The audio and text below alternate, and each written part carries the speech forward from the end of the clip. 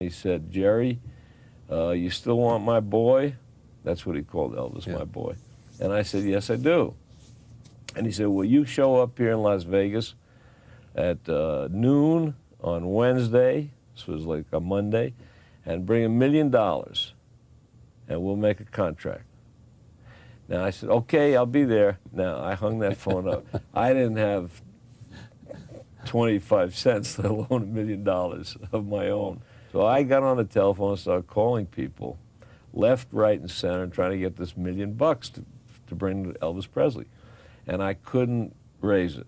I just couldn't raise it. I got on a plane, went to Las Vegas, and I sat in Las Vegas all night on the telephone, calling people. And I got to an attorney in New York who got me to a fella in Seattle, Washington, who I didn't know, I'd never met. And this fellow was an Elvis Presley maniac.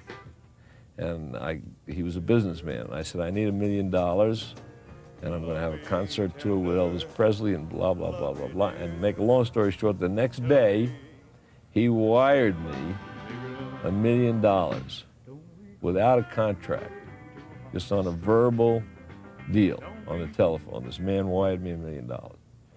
I went to the bank in Las Vegas to pick the $1 million up. I had to have it by noon.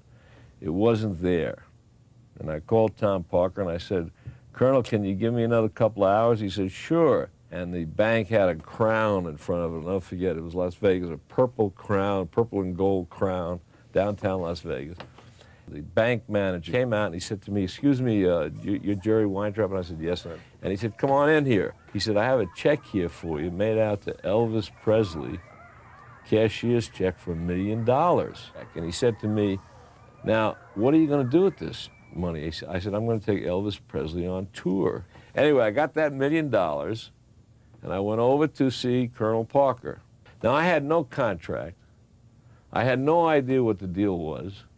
I just knew that I was going to be in business with Elvis Presley.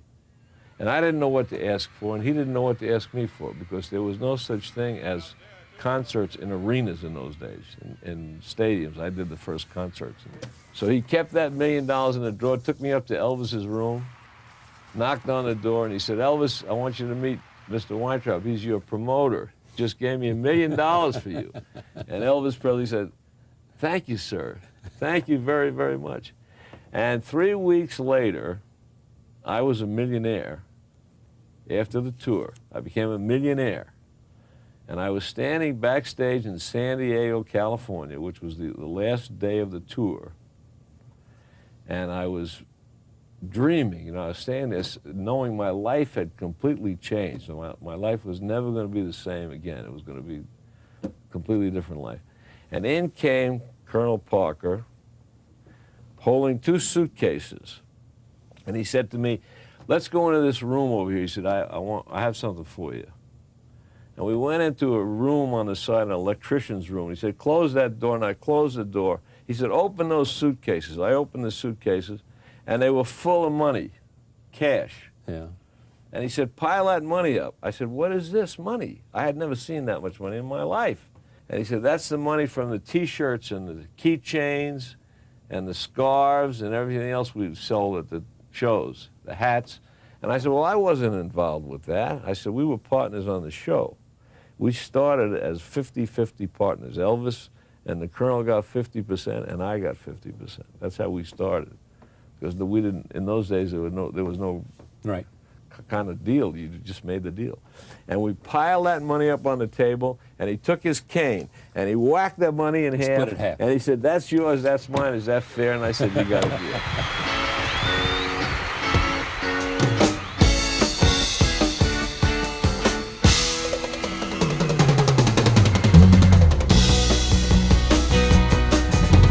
Left a good job in the city, working for the man every night and day, and I never lost 1 minute of sleeping, worrying about the way things might have been.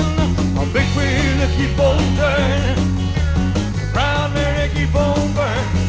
We're rolling, rolling, rolling on a river.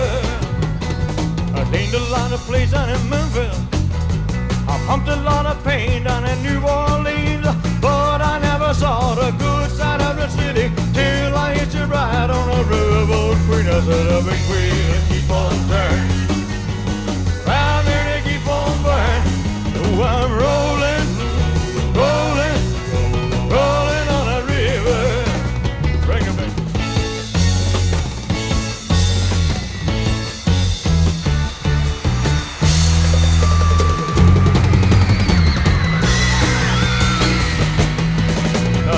come down to the river, I bet you're gonna find some people